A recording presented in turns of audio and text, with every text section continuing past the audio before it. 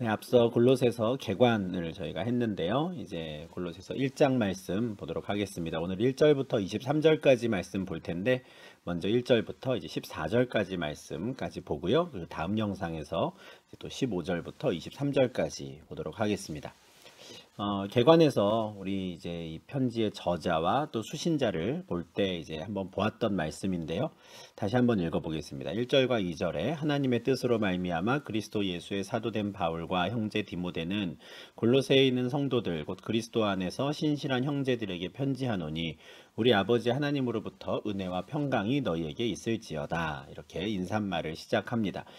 바울의 편지에 나오는 가장 전형적인 인사말이라고 할 수 있는데 이제 바울은 계속해서 자신을 하나님의 뜻으로 말미암아 그리스도 예수의 사도가 된 사람이다 이렇게 이야기합니다. 갈라디아서는 이제 바울이 쓴 여러 편지들 중에 이제 제일 먼저 쓴 편지이고요. 골로새서는 그가 또 수십 년 동안 사역을 한 이후에 이제 로마의 감옥에 갇힌 다음에 쓴 편지입니다. 그러니까 그의 사역으로 보면 거의 이제 후기에 쓴 편지죠. 근데 갈라디아서에서부터 그는 나는 하나님의 뜻으로 말미암아 예수의 사도가 되었다라는 것을 계속 항변을 했는데 아직까지도 하고 있습니다. 아마 그의 모든 사역 기간 내내 그가 사도됨을 이제 부인하고 조롱하는 사람들이 있었기 때문으로 보이는데 그렇지만 바울은 끝까지 부활하신 예수님께서 자신을 만나서 당부했던 그 일들을 끝까지 잘 감당하기 위해서 자기가 누구인지를 잊지 않았고요. 그렇게 그 정체성을 가지고 사역을 했고 또 이 편지도 그런 정체성 가운데 이제 씁니다. 우리 바울에 대한 좀 사람에 대해서 이제 구체적인 내용들을 갈라디아서에서 했기 때문에 이대로 넘어가도록 하겠습니다. 수신자들은 이제 골로새에 있는 성도들이었죠. 이 내용에 대해서도 저희가 개관에서 보았는데 골로새뿐만 아니라 이웃에 있는 라오디게아나 히에라볼리에 있는 교인들, 성도들에게도 또 보내는 편지였다. 우리가 내용을 확인했습니다. 근데 이 전형적인 인사말은 이제 은혜와 평강이 너에게 있을지어다라는 말로 마무리가 됩니다. 바울의 편지에 은혜와 평강이라고 하는 이 두 요소가 항상 인사말로 등장을 하지요. 갈라디아서 1장 2절과 3절에서도 그랬습니다. 우리 하나님 아버지와 주 예수 그리스도로부터 은혜와 평강이 있기를 원하노라.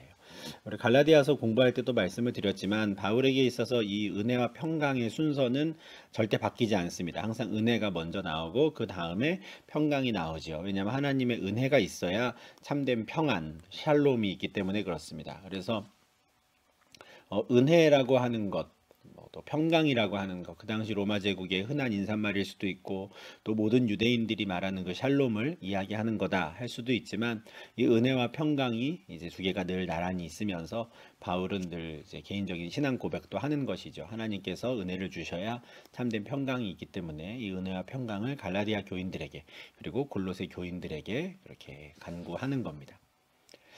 전형적인 인사말 이후에 이제 3절에서 바울은 골로새 성도들을 향한 감사를 이야기합니다. 우리가 너희를 위하여 기도할 때마다 하나님 곧 우리 주 예수 그리스도의 아버지께 감사하노라 하죠. 이런 감사가 갈라디아서에는 없었습니다. 갈라디아서에도 전형적인 인사말은 있었지만 그 인사말 이후에 너희가 어떻게 그렇게 빠르게 속히 참된 복음을 떠나서 다른 복음을 따를 수 있느냐 이렇게 책망을 했지요. 근데 이제 골로새 교인들은 이제 칭찬을 듣는 겁니다. 우리가 누군가를 위해 기도할 때 좀 안타까운 마음으로 뭐랄까요? 이렇게 한숨과 함께 또는 울음과 함께 눈물과 함께 기도할 수밖에 없는 그 누군가가 있고요. 또 어떤 사람들을 위해 기도할 때에는 참 감사하다, 참 기쁘다라는 마음으로 우리가 기도할 때가 있죠. 갈라디아서의 편지를 받은 그 갈라디아 교인들은 좀 바울의 마음을 무겁게 하는, 아프게 하는 교인들이었다면 이 골로새 교인들은 참 기쁘고 감사한 생각할 때마다 이제 그런 교인들이었던 것이죠. 그래서 그들을 위해 기도할 때마다 이제 감사하게 되는데 그가 감사할 수 있었던 구체적인 이유가 4절과 5절에 있습니다. 이는 그리스도 예수 안에 너희의 믿음과 모든 성도에 대한 사랑을 들었으며 너희를 위하여 하늘에 쌓아둔 소망으로 말미암음이니 곧 너희가 전에 복음 진리의 말씀을 들은 것이라.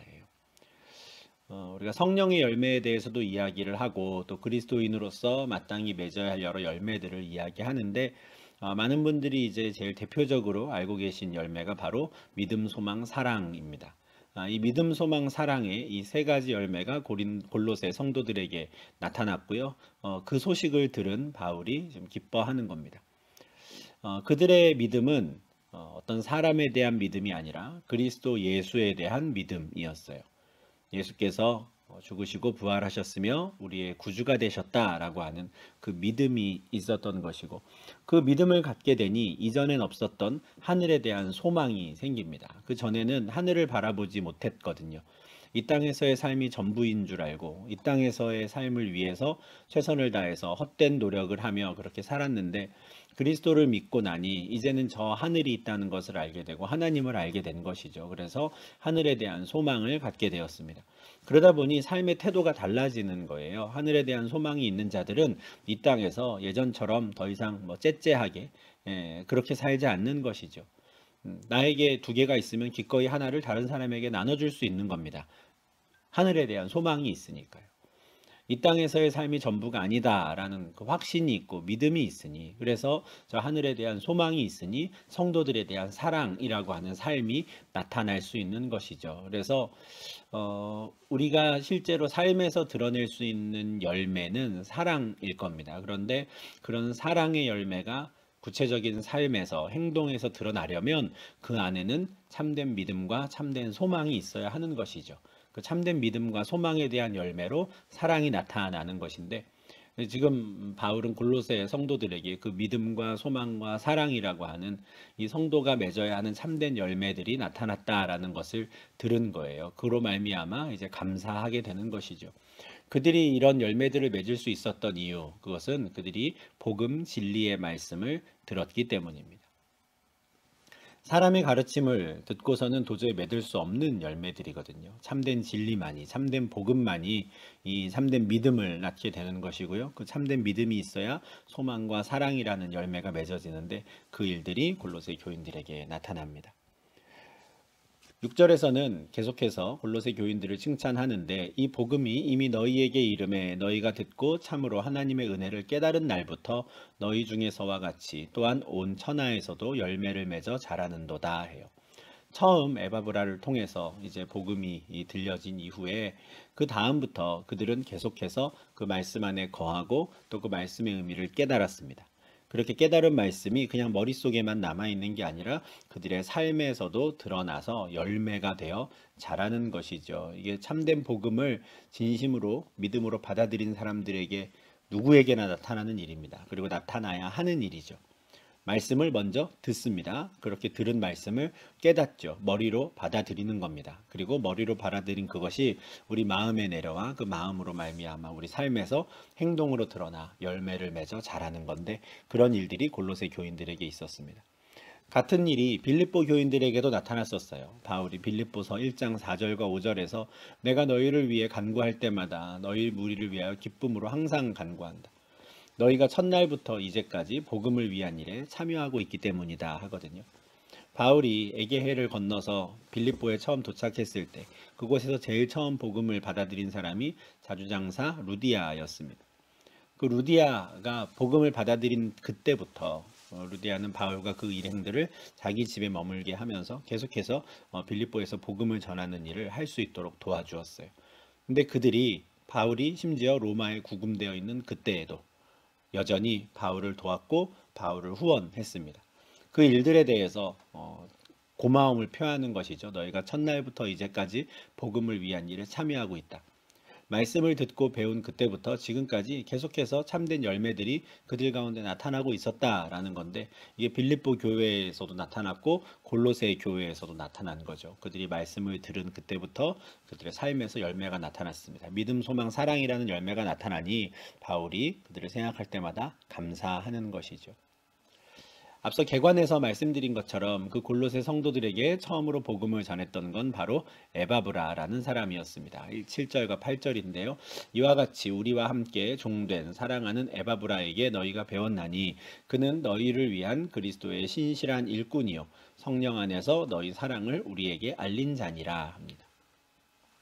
에바브라가 골로새 사람이었는데, 또는 라오디게아 사람이었는데, 그가 에베소에 가서 바울을 만났고 바울로부터 복음을 듣고 배우고 먼저 그리스도인이 되었습니다. 그리고 그는 골로새, 라오디게아, 또 히에라볼리를 다니며 자신이 믿게 된 그 복음을 계속 전한 것이죠. 그 모든 상황 속에 그는 그리스도의 신실한 일꾼으로 성장했던 겁니다. 특히 8절 하반절에서는 성령 안에서 너희 사랑을 우리에게 알렸다라고 하거든요. 아마 골로새 성도들의 사랑을 바울에게 알리기 위해, 바울에게 전하기 위해 지금 로마를 방문한 것으로 보입니다. 아마 구제연금 같은 걸 모아서 이제 로마를 온 것 같고요. 아마 굉장히 고마웠을 거예요. 골로새 성도들이 한 번도 나를 직접 만난 적이 없는 그 사람들도 나를 위해 기도해주고 나를 위해 이렇게 후원해 주었다라는 것이 참 고마웠을 텐데, 그 모든 일들을 이제 에바브라가 와서 전달도 하고 또 설명도 한 것이죠. 그러니까 에바브라로부터 지금 골로새 성도들, 라오디게아 성도들의 상황을 들으니 참 감사한 거예요. 그들이 우리가 복음을 전한 그때부터 믿음이 주어졌고 하늘에 대한 소망을 가지고 참된 사랑의 열매를 계속 맺어가고 있습니다. 복음을 깨달았던 그날부터 지금까지 쉬지 않고 있습니다. 이러니까 너무 기쁘고 감사한 거죠. 그래서 기도할 때마다 그들을 향한 감사가 나오는데, 9절부터 바울은 자기가 그렇게 골로새 성도들을 위해서 기도한다라고 할 때 구체적으로 어떤 내용을 기도하는지를 설명합니다. 이로써 우리도 듣던 날부터 너희를 위하여 기도하기를 그치지 아니하고 구하노니 너희로 하여금 모든 신령한 지혜와 총명에 하나님의 뜻을 아는 것으로 채우게 하시고, 우리가 듣던 날부터, 에바브라로부터 너희들의 소식을 들었던 바로 그날부터 너희를 위해 열심히 쉬지 않고 기도하고 있다 하는 겁니다. 제일 처음 그들을 위해 기도하는 주제는 그들의 지혜와 총명을 위해서 기도해요. 그들의 지혜와 그들의 지식이 사람의 학문 또 사람의 철학으로 채워지는 것이 아니라 하나님의 뜻을 아는 것으로 채워지기를 간구합니다. 지혜와 총명을 이야기할 때 모든 신령한이죠. 그러니까 저 하늘에 있는 모든 지혜와 총명을 갖게 되기를 기도하는 겁니다. 참 좋은 기도 제목이라고 생각해요. 우리가 이 땅을 살면서 주기도문에서도 예수님께서 가르쳐 주신 기도에서도 그런 기도를 하라 하셨죠. 하나님의 뜻이 하늘에서 이룬 것까지 이 땅에서도 이루어지기를 기도합니다 하라 했거든요. 근데 어떻게 하나님의 뜻이 이 땅 가운데 이루어지게 됩니까? 이 땅을 살아가는 하나님의 백성들, 예수의 제자들이 하나님의 뜻을 알고 이 땅에서 행하기 때문에 하늘에서 이루어진 뜻이 이 땅에서 이루어지는 거거든요. 그러니까 먼저 그 일이 되려면 하나님의 뜻을 알아야 되는 거예요. 그걸 위해 기도하는 겁니다. 이 땅을 살아가는 골로새 성도들의 그 지혜와 총명에 하나님의 뜻을 아는 것으로 가득 채워지기를, 그래서 그들의 삶이 하나님의 뜻을 어긋나지 않도록 하나님의 뜻을 이 땅을 이루는 삶이 되기를 바라는 거죠. 그 이어지는 내용도 이와 같은 내용입니다. 10절이에요. 주께 합당하게 행하여, 방금 말씀드린 그 내용이죠. 하나님의 뜻을 알게 되었으면 그 하나님의 뜻에 합당하게 행하는 거예요. 그렇게 함으로 하나님을 범사에 모든 일에 기쁘시게 하고 또 하나님께서 보실 때 모든 선한 일에 있어서 열매를 맺을 수 있기를, 그렇게 기도하는 겁니다. 하나님의 뜻을 깨닫고 깨달은 그 말씀에 합당하게 행하며 참된 열매를 맺는 것이죠. 그렇게 할 때 바울은 그가 하나님을 아는 것에 있어 자라가게 된다 이렇게 말합니다. 9절에서 하나님의 뜻을 아는 것에 대해서 이야기를 했죠. 그리고 10절에서는 그 깨달은 하나님의 뜻에 따라 살아가는 것, 합당하게 행하는 것, 그리고 최종적으로 하나님을 아는 것에 대해 이야기를 합니다. 하나님을 안다라는 건 두 가지 요소가 필요한 것 같아요. 모든 신령한 지혜와 총명이 필요하고요. 또 모든 선한 일에 대한 열매가 필요합니다. 모든 신령한 지혜와 총명이 사람의 지식이 아니라 하나님의 뜻을 아는 것으로 가득 채워져야 하고요. 그리고 그렇게 하나님께서 선하다 하시는, 선하게 여기시는 그 일에 대해 합당하게 행하며 열매를 맺는 것이죠. 머리로만 아는 것이 아니라 실제 삶에서 그 하나님의 뜻을 이루어가는 것, 그것이 합쳐질 때 그는 하나님을 아는 자가 되는 겁니다.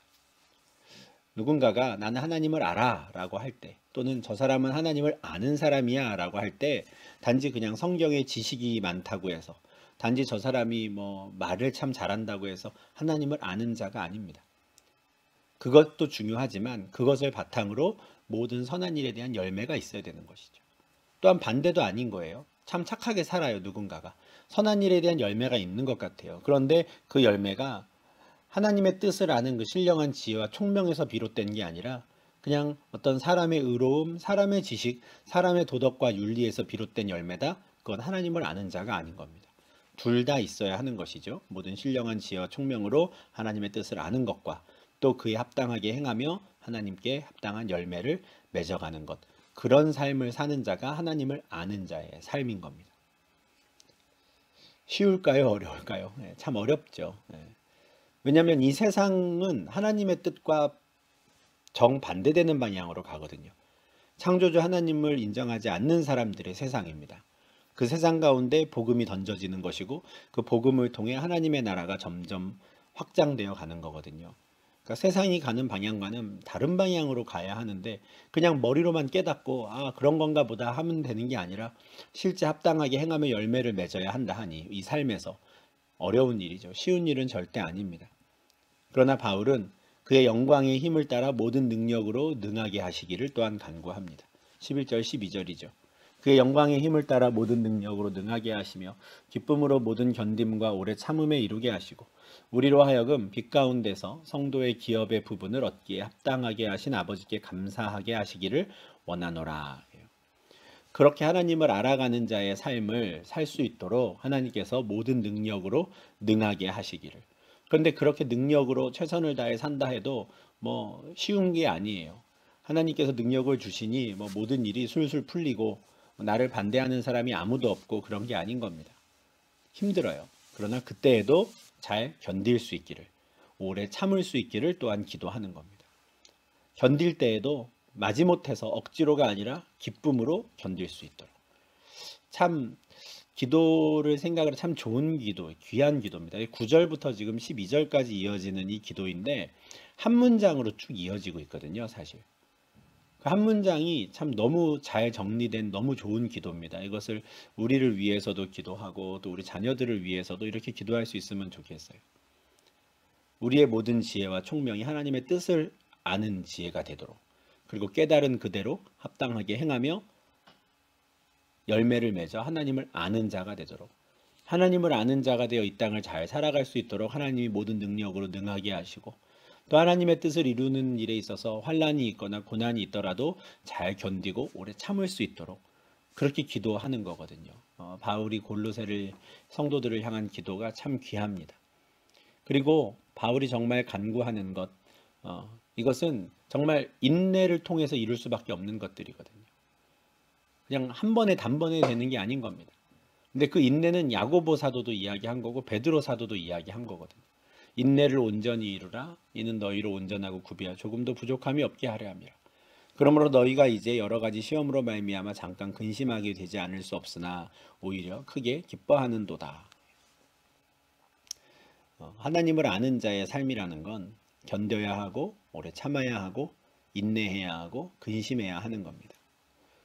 예수를 믿으니 형통하다라고 하는 것은 그 인내하는 가운데에도 이제 곧 있을 영광을 기대하기에 형통하다 고백하는 것이거든요. 바울도 그 모든 견딤과 오래 참음 다음에 있을 그 영광을 또 이 기도 가운데에 담습니다. 12절이죠. 우리로 하여금 빛 가운데서 성도의 기업의 부분을 얻기에 합당하게 하신 아버지께 감사하게 하시기를 원하노라. 빛이라는 표현이 나와요. 하나님은 빛이시잖아요. 하나님께서 그 빛 가운데 계시는데 그 빛 가운데에 성도의 기업이 있다는 거예요. 성도의 기업의 부분이라고 할 때 이 부분이 몫이라는 뜻입니다. 하나님께서 각 성도들을 향해 나누어 주실 몫이 있다는 거예요.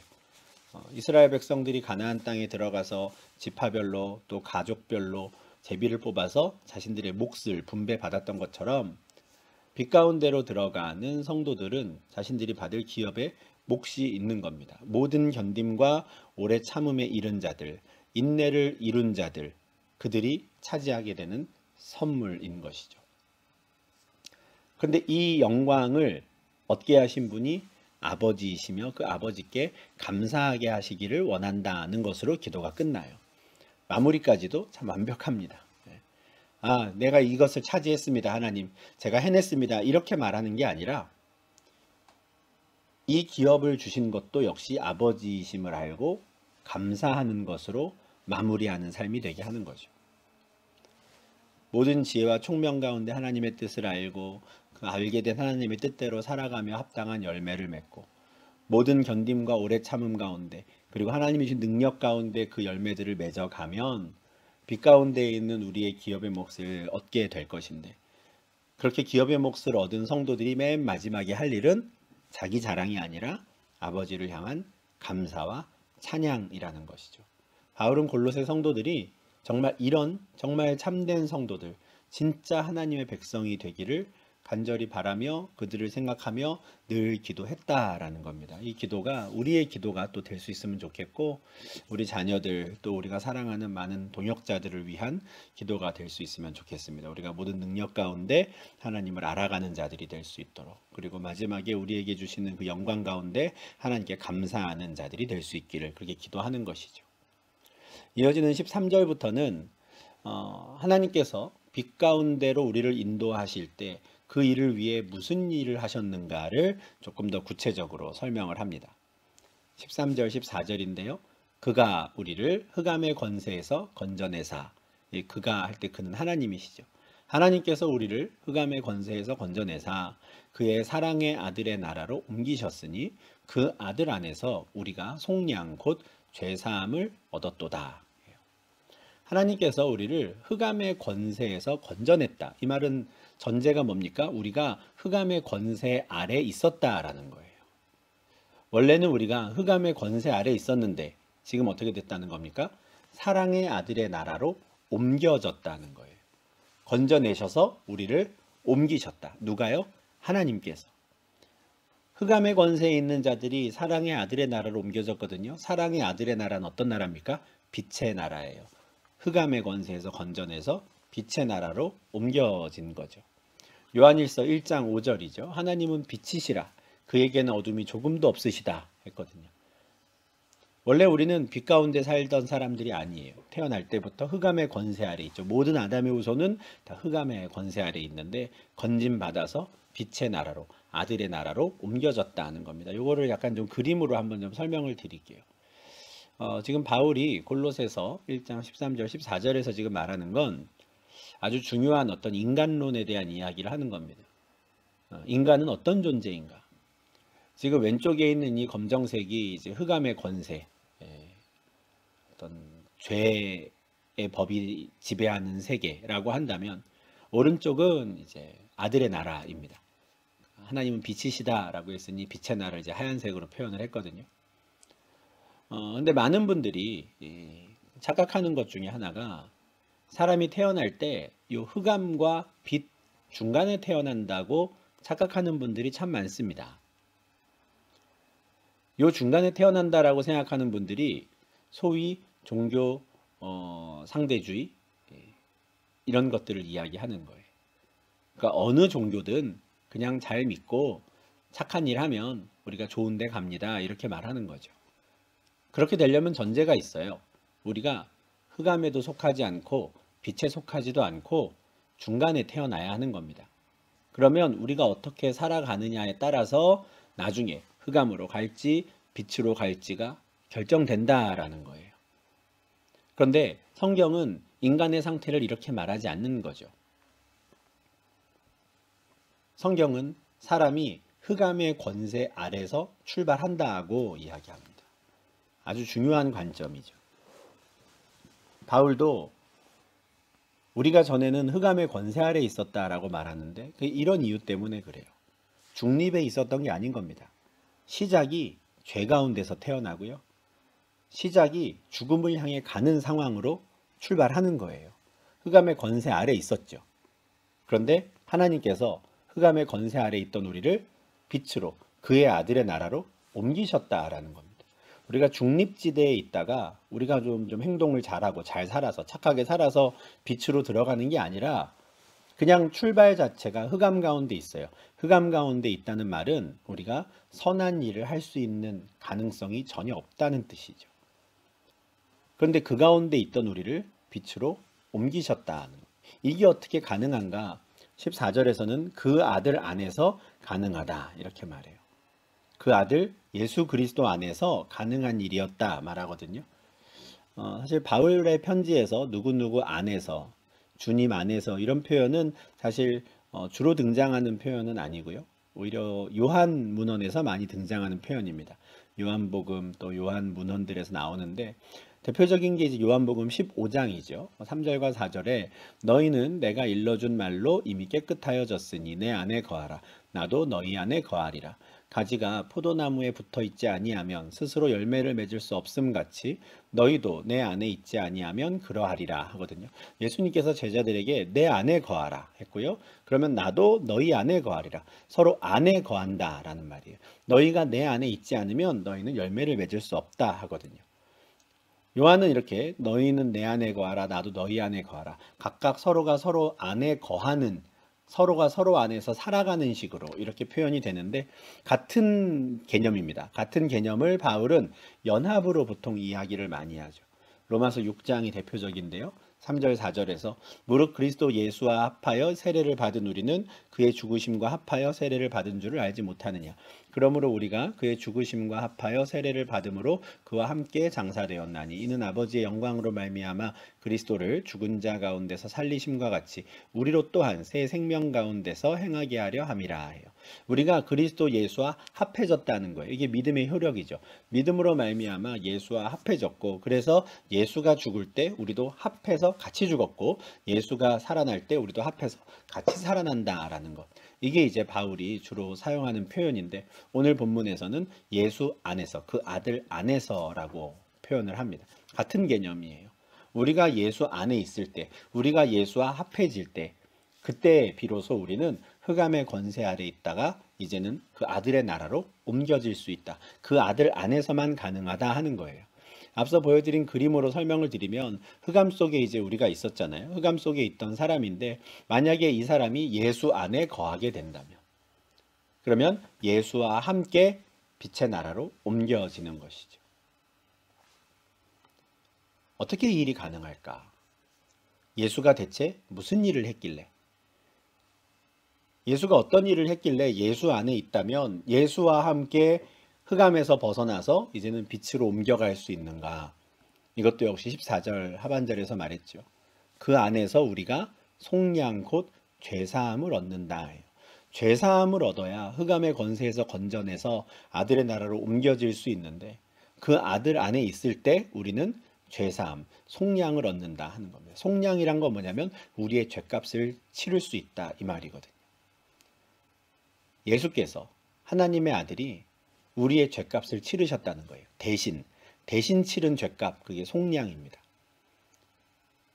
우리를 대신 죄값을 치러주신 분과 같이 있다면 우리의 죄값을 대신 치러준 분과 연합한다면 그분 안에 거한다면 우리의 죄값이 이미 치러졌다라고 여겨지고 그로 말미암아 우리는 아들의 나라로 빛의 나라로 옮겨질 수 있다라는 거예요. A라는 사람이 B라는 사람의 죄값을 대신 치른다는 거 이게 가능한가?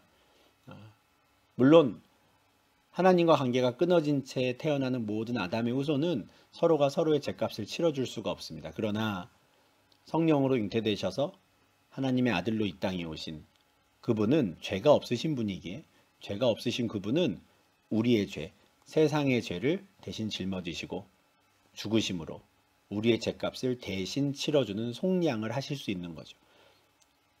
자격만 된다면 다른 사람의 죄를 대신 죄값 치러주는 거 이게 하나님의 법에 위배되지 않습니다. 하나님께서 구약에서 레위기에서 주셨던 법 자체가 원래 그렇거든요. 레위기 1장 4절이죠. 번제를 드리려는 사람들에게 이제 번제는 앞으로 이렇게 드려라라고 하나님이 처음으로 규칙을 만들어 주실 때 이렇게 해주십니다. 그는 번제물의 머리에 안수할지니 그를 위하여 기쁘게 받으심이 되어 그를 위하여 속죄가 될 것이라. 이 번제물은 소나 양이나 비둘기나 짐승이어야 됩니다. 그런데 이 번제를 드리는 이유는 나의 죄를 속함받기 위해서예요. 내 죄를 용서받기 위해서거든요. 그런데 그 번제물, 짐승을 잡기 전에 해야 될 게 있어요. 그 번제물의 머리에 손을 얹어서 안수하는 겁니다. 좋은 뜻에서 하는 안수가 아니에요. 내가 지은 죄를 이 짐승에게 떠넘기는 겁니다. 죄의 전가라고 표현을 하는데 떠넘겨요. 그게 넘겨져? 싶은데 하나님이 그렇게 정해주신 거예요. 그런 행위를 하면 그 죄가 글로 옮겨갔다고 내가 여겨줄게 하시는 거거든요. 그래서 그 죄를 번제물의 머리 안수함으로 떠넘깁니다. 그리고 그 죄를 대신 짊어진 그 짐승을 죽이는 거죠. 그 짐승이 대신 피를 흘려주는 겁니다. 그러면 속죄가 되는 거예요. 그 죄는 이미 용서받았다. 이렇게 해주신다는 거거든요. 번제뿐만 아니라 화목제도 마찬가지입니다. 화목제의 예물의 머리에 먼저 안수하고 그 다음에 잡아야 하는 거예요. 이런 식으로 이미 구약에서 하나님께서는 대속 제물의 개념을 만들어 주셨어요. 사람의 죄를 다른 짐승이 대신 짊어지고 죽는 것이 가능하다라는 계명을 주신 것이죠. 그리고 그 계명 안에서 율법을 완성하시기 때문에 예수 그리스도를 보내셔서 많은 사람의 대속물이 되게 하시는 것이죠. 마가복음 10장 45절입니다. 인자가 온 것은 섬김을 받으려 함이 아니라 도리어 섬기려 하고 자기 목숨을 많은 사람의 대속물로 주려 함이니라. 예수님은 죄가 없으신 분이시거든요. 단 한 번도 하나님과 관계가 끊어진 적이 없어요. 예수께서 하신 모든 일은 하나님의 뜻에 합당한 일이었고 하나님의 뜻을 이루는 일이었습니다. 선한 일들을 하셨죠. 그러니까 당신의 상황만을 본다면 사실 죽을 수 없는 분이었거든요. 죄가 없으시니까요. 그러나 그는 죽으셨습니다. 세상의 모든 죄, 우리의 죄를 대신 짊어지시고 그 죄값으로 죽으신 거죠. 그래서 예수님의 죽음은 대속 제물의 죽음이 되는 겁니다. 다른 사람의 죄값을 대신 치러주는 거죠. 마태복음 26장 27절 28절에서도 제자들과 마지막으로 유월절 식사를 하실 때에도 제자들에게 포도주를 따라주시고는 이렇게 말씀하시죠. 이거 다 마셔라. 이거는 죄사함을 얻게 하려고 많은 사람을 위하여 흘리는 나의 피다 하는 거예요. 상징적인 말씀이지만 예수님의 죄는 많은 사람을 위해서 대속의 죽음이다라는 것이거든요. 그래서 바울은 골로새서에서 그 아들 안에 있다면 우리가 속량 곧 죄사함을 받는다 하는 거예요. 우리를 대신해서 피값을 치러주신 분이 계시는데 그분과 떨어지지 않는다면, 그분 안에 거한다면 우리는 속량을 받을 수 있다고, 죄사함을 받을 수 있다라고 말하는 것이죠. 로마서 6장 22절에서도 같은 말씀을 했습니다. 그러나 이제는 너희가 죄로부터 해방되었다 하는 거죠. 예수께서 그 죄값을 치러주셨으니까요. 죄의 값이 무엇입니까? 사망이거든요. 죽음밖에 없어요. 죄를 지은 것, 하나님 앞에 범죄하였다. 이것은 죽음 외에는 다른 죄값을 치를 방법이 없어요. 그런데 예수께서 그 죄값을 대신 치러주셨기에 너희는 죄로부터 해방되었다는 것이죠. 그게 하나님께서 준비하신 선물입니다. 하나님의 은사, 여기서 말하는 은사는 선물이거든요. 하나님의 선물이 뭡니까? 그리스도 예수 안에 있는 자들에게 해주시는 영원한 생명이라는 거예요. 예수로 하여금 모든 죄값을 다 치르게 하시고 그 안에 있는 자들에게는 생명을 주시는 것. 그것이 하나님의 선물이라는 거죠. 그게 골로새서 1장 13절 14절에서 바울이 말하는 바입니다. 그가 우리를 흑암의 권세에서 건져내사 그의 사랑의 아들의 나라로 옮기셨으니 그 아들 안에서 우리가 속량 곧 죄사함을 얻었도다 하는 거죠. 그 아들 안에 있을 때예요. 달리 말하면 그 아들 밖에서는 다른 죄사함이 없는 겁니다. 그래서 기독교에서는 오직 예수 그리스도 외에는 다른 구원의 길이 없다 말하는 거예요. 우리가 중립에 있지 않으니까요. 우리가 잘 살면 빛으로 가고 잘 못 살면 흑암으로 가는 게 아니라 원래 출발부터가 흑암 아래에서, 흑암의 권세 아래에서 출발했기 때문에 그 아들 안에 있지 않고서는 그 죄값을 치를 수가 없는 거예요. 해결할 수가 없는 겁니다. 오직 그 아들 안에 있을 때에만 우리가 속량을 이룰 수 있고 흑암의 권세에서 건져내어서 아들의 나라로 옮겨질 수 있는 것이죠. 이것이 아마 바울이 에바브라에게 전했던 복음이고 또 에바브라가 골로새 성도들에게 전했던 복음일 겁니다. 그리고 이 복음을 그들이 처음 듣고 믿은 그때부터 지금까지 믿음과 소망과 사랑의 열매들을 맺어내고 있었던 것이고, 그래서 바울이 골로새 교인들을 위해 생각하면 늘 감사하며 기도했고 그들이 앞으로도 더욱더 하나님을 아는 자들로 그렇게 열매 맺어 자랄 수 있기를 그렇게 기도하는 겁니다. 계속해서 이제 1장에 이제 서론 부분이 이어지고 있는데 15절 이후부터는 지금 그 아들 안에서 우리가 속량을 얻었다라고 하는데 그 아들이 대체 어떤 분이신가라는 걸 좀 더 구체적으로 이야기합니다. 15절부터 오늘 23절까지 또 추가적으로 더 볼 텐데 이 내용은 우리가 다음 영상에서 이어가도록 하겠습니다. 계속해서 우리 15절 말씀 보도록 하겠습니다.